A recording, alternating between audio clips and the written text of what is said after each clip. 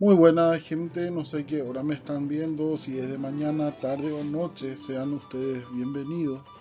Nuevamente nos encontramos en la Universidad Nacional del Este con nuestra materia de etnología. Yo soy el profesor Pedro Morínigo y hoy terminamos nuestra unidad número 2 con el tema la primera dominación hispano-guaraní. Siguiendo siempre con nuestra unidad número 2, la dominación hispano-guaraní. La clase número 6, nuestro tema, la conquista espiritual de los jesuitas, los guaycurúes, su ideología etnocentrística y las fronteras chaqueñas. Vamos a estar hablando un poco de estas parcialidades y sus actividades durante la colonización del Paraguay y sus actividades en contra de la evangelización cristiana y en contra de la colonización española. En cuanto a nuestras capacidades, nosotros tenemos, por ejemplo, de investigar las primeras dominaciones hispano-guaraní y la forma de trabajo colonial, analizar las características de enseñanza en las reducciones jesuíticas, elaborar un resumen sobre la resistencia de los guaycurúes ante los españoles y valorar las características y la resistencia hispano-guaraní. Como una pequeña introducción, basta de hablar un poco de Hernando Arias de Saavedra y nos relacionamos directamente con los jesuitas porque fue a pedido de este gobernador criollo que se adentraron los jesuitas en el Paraguay. También este grupo misionero fundó alrededor de 30 misiones en todo el territorio de lo que hoy pertenece el Paraguay, parte de Brasil, Argentina y Bolivia. A través de sus reducciones y enseñanza conquistaban a los indígenas para que puedan trabajar, para que puedan colaborar con lo que eran las misiones jesuíticas en cuanto a mano de obras. En cuanto a la evangelización, era muy común entre ellos el bautismo a la religión cristiana a través del bautismo. Ellos aceptaban lo que era la religión cristiana. Solamente que cuando se adentraron más en el territorio paraguayo tuvieron varios problemas con los guaycurúes y con los payaguáes, que más adelante vamos a estar trabajando y vamos a estar hablando sobre ellos. La conquista espiritual de los jesuitas en territorios paraguayos es un tema muy importante porque cuando los jesuitas se adentraron en territorios guaraníes específicamente, nos remontamos en territorios paraguayos y al tener contacto con los primeros paranaenses, estos aceptaban lo que era la cultura de los jesuitas. Los jesuitas rápidamente se dieron cuenta de que la aceptación de los indígenas eran más por religión.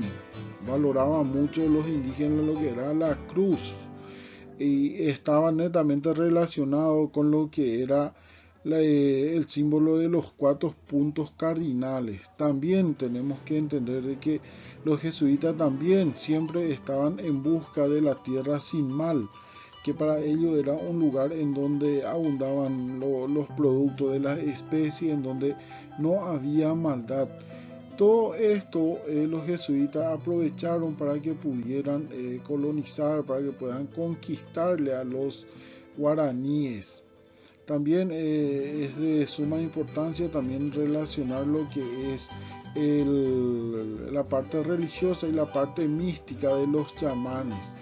Cuando les veían a los jesuitas con su atuendo o su sotana negra, prácticamente perdían el poder ante ellos. Entonces los chamanes, por una parte, acompañados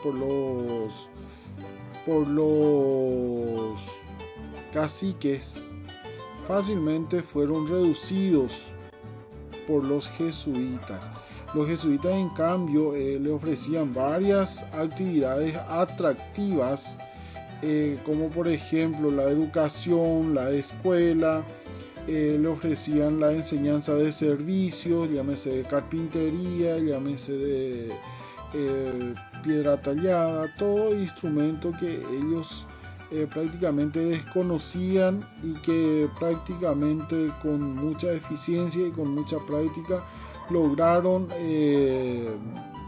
tener esta actividad como una actividad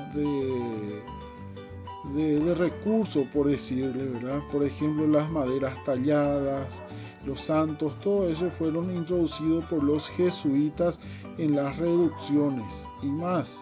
Los jesuitas le hacían tener a las poblaciones indígenas tres tipos de cultivo, lo que sería el cultivo del Tupambaé, que sería para Dios, el cultivo del Abambaé, que es del indígena, y el cultivo del Tabambaé, que era para la ciudad. Entonces los jesuitas prácticamente le organizaban en actividades netamente culturales para que puedan adiestrar, para que puedan trabajar con ellos.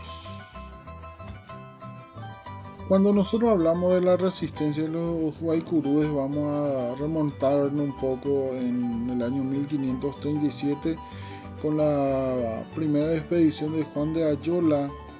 Menciona Ulrico de Smilder de que posiblemente eran parcialidades indígenas que conocían lo que era el lecho del río, eran excelentes navegantes. Posiblemente fueron los guaycurúes y los payaguáes los que terminaron cegando la vida del expedicionario Juan de Ayola. Entonces, más adelante, nosotros tenemos la primera dominación, la primera incursión en donde se intentó adentrarse en el Chaco paraguayo, fundando algunas reducciones para que puedan correr lo que es las reducciones jesuíticas o las reducciones religiosas y así poder adentrarse en la cultura indígena de esa época. Le tenemos a Roque González de Santa Cruz y Vicente Griffy, que se adentraron en el Chaco boreal sin tanta resistencia al inicio, pero con el tiempo los guaycurúes y los payaguáes no permitieron que se adentren más hacia allá o más en el territorio de ellos, lo que le pertenecería todo lo que es el actual territorio del Chaco. Pusieron resistencia y enfrentaron con tenacidad a todo tipo de incurrencia, a todo tipo de evangelización y conquista por parte de los españoles.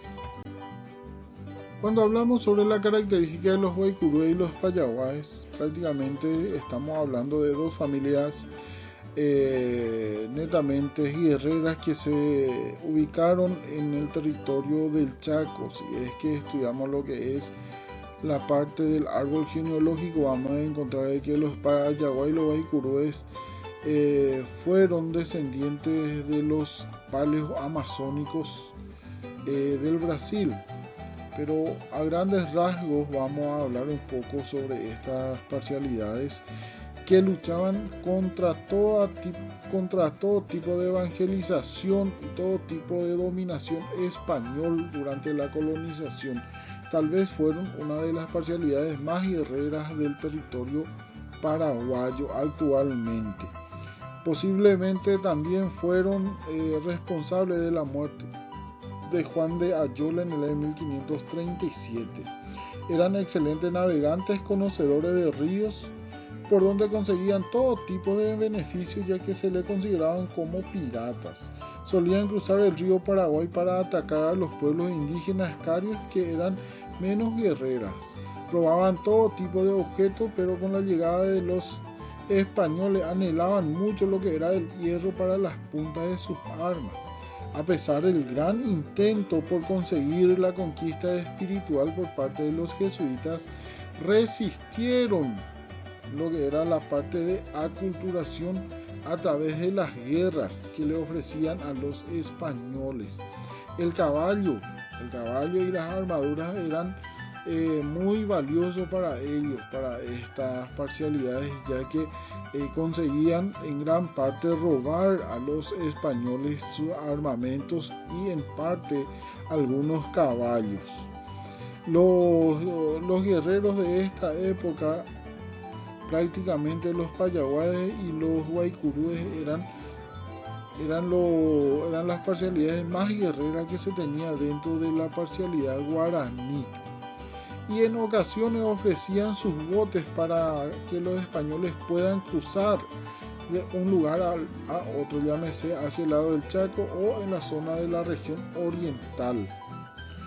Una estrategia muy valiosa para los payaguaes fue el uso de sus canoas o el uso de sus botes, porque le prestaban a los españoles, pero por estrategia militar.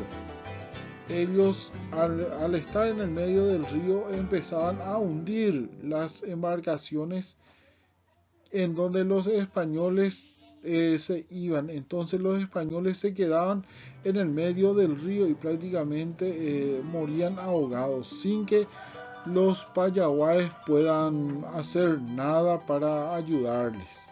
Los payaguaes eran excelentes navegantes, excelentes nadadores que fácilmente cruzaban el río sin problema. Eso y algunas actividades que vamos a estar viendo en el transcurso de este trabajo. Como actividad de esta última clase de la unidad número 2, me gustaría que investiguen a qué se refería la conquista espiritual de los jesuitas durante la colonización, qué tipo de enseñanza ofrecían los jesuitas a los indígenas, qué hechos importantes realizó el padre Roque González de Santa Cruz, quiénes eran los guaycurúes y qué características presentaban los payaguaes. Queda esto a consideración de cada alumno para que pueda investigar y pueda realizar sus actividades. Como conclusión, nosotros podríamos decir de que las reducciones jesuíticas se adentraron en el territorio paraguayo a pedido de Hernando Arias de Saavedra. Esto por su parte empezaron a organizarse en cuestiones de ciudades Otava, en donde estaban bien organizados, organizados con los nativos, llámese en la forma militar, en la forma económica, en la forma social. Económicamente ellos lideraban lo que era el producto de la yerba mate, tenían la enseñanza en la religión cristiana. También los jesuitas le proporcionaban conocimiento, llámese de talleres, carpintería y en ocasiones la parte cultural y musical. También utilizaban la flauta, la guitarra, todos esos instrumentos musicales enseñaban los jesuitas a los más pequeños de las parcialidades, que serían los niños que servían como alumnos, pero eran supervisados y fiscalizados por los padres. Así les entretenían a la parcialidad o a las reducciones jesuíticas. También el tipo de cultivo en la parte económica, en las yerbateras, en lo que se llamaba lo que nosotros llamamos la chacra o plantaciones, enormes plantaciones de yerbateras, y la parte de cultivo. Por otra parte, no pudieron trabajar mucho con los payaguaes y con los guaycurúes por la resistencia que se pusieron los payaguaes y los guaycurúes. No permitieron el adentramiento a sus parcialidades a grandes rasgos. No permitieron la aculturación, pusieron resistencia activa. No aceptaban la religión cristiana, ni mucho menos la evangelización por parte de los jesuitas. Entonces concluimos nosotros con esto, que la parcialidad de Guaycurú y los payaguaes fueron parcialidades indígenas guerreras que enfrentaban todo tipo de enseñanza, todo tipo de aculturación o actividades que imponían los españoles ante su parcialidad. Entonces damos por terminada nuestra lección de la unidad número 2.